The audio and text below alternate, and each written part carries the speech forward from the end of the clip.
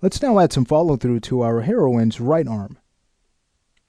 So the right arm is going to be handled the same way we tackled the left arm, and that will animate the position of the arm first and have the rotation of the wrist follow through with that movement. Alright, so bringing back our controls, we'll first want to clean up this pose here on 25. That needs some work. The arm needs to move forward. We'll also want to tweak the shoulder on frame 25.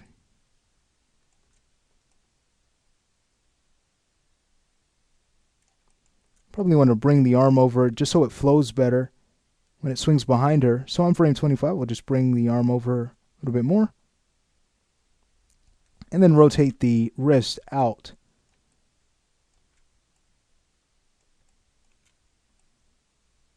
Okay, great. So taking a look at this as the arm swings back, it's happening pretty fast. Let's go ahead and have it continue to move back on 29. Go ahead and just move it back to her side. We'll take her elbow, make sure that's brought out. We don't have to always offset the rotation of the wrist from the position of the arm. Sometimes that pose can land on the same frame. We just have to be very careful to make sure that when we do that, the movement doesn't feel rigid. So here, as the arm gets thrown back here on 29, from 26 through 29, what I'd like to do on 26 is just have the arm move out a bit more to our right, and then have it move into the body on 29 a little bit more. On 29, we may need to grab the elbow again and just bring that up. And then we can go ahead and take the wrist and just rotate that in a bit more on 29. All right, so that looks nice. Let's also take care of the shoulder. So on 29, we'll just rotate that in just a little bit more. Okay, so going back to the position of the arm, just wanted to take care of that first pose.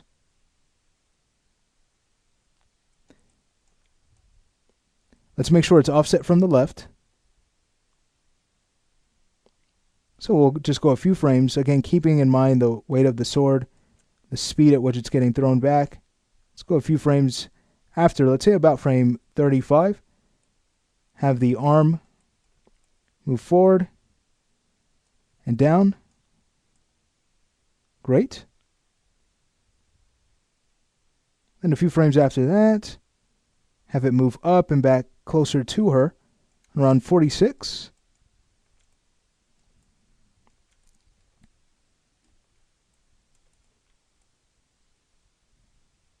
Great. And then to finish up on 55, we can have it move down slightly and slightly back away from her.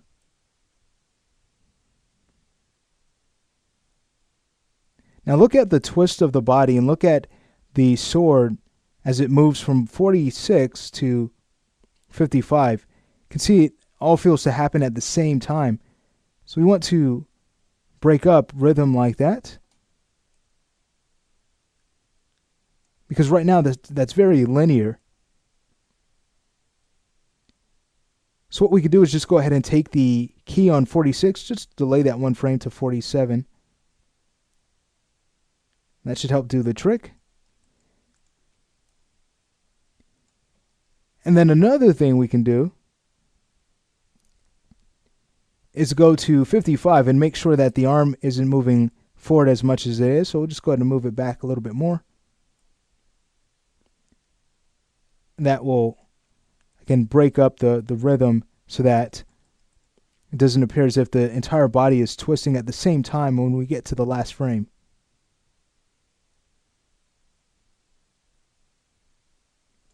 Okay, great. Let's go ahead and take a look at this. So the arm swings around,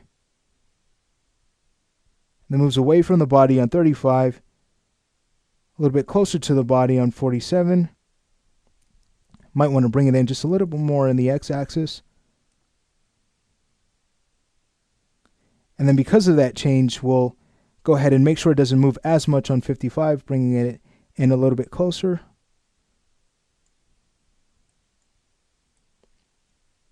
She's going to try to stay as still as she can, so let's keep that in mind. Great, and then at this point, let's go ahead and offset our y-axis, same way we did the left arm. So we'll go to our translate y, grab one of our keys, frame it, and we'll offset the keys on 35 and 47, just one frame down. We could also overshoot the key on 48 just a little bit here, just grabbing the out tangent, bringing that up, the middle mouse button, just to kind of add a bit of a hold in the y-axis before it comes to its last frame. Just to smooth that out just a little bit more. Let's hit play, take a look at this. Very nice. Okay, great. All right, so we're just about done. Let's add some rotation. Again, a few frames after.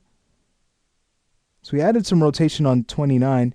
So the arm starts to move away from the character. Let's go ahead and add a little bit more rotation on 32, just rotating it back towards her.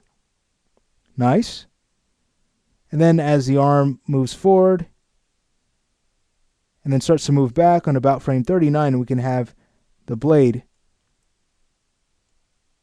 start to rotate forward, and then we'll bring it back on around frame 52, backing up slightly.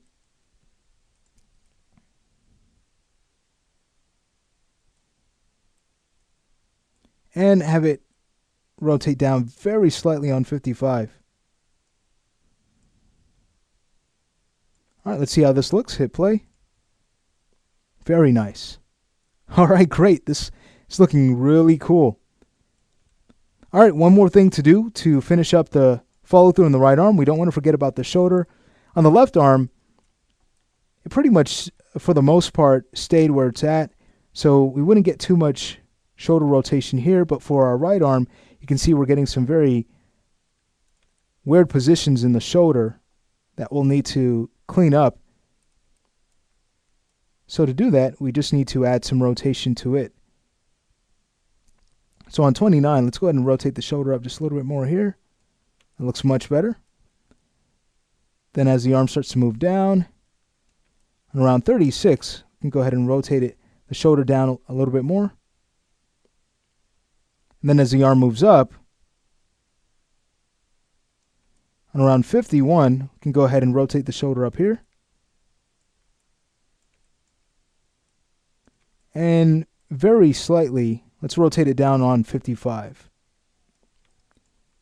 We'll hide our curves to take a look at this. Beautiful. Great, so the blue character is just about done. Let's go ahead and clean up a few things. For one, again, we have the post to worry about on 23. What we could also do is make sure she's balanced a little bit better by taking her right foot and moving that forward. So it looks like she's about to fall over, so we need to fix that, clean that up. And when we do that, the hero here will be finished, save for anything we may want to change when we double check our work. But again, we're just about done. Let's say we go ahead and move on to the next lesson where we do some final tweaks to our blue character.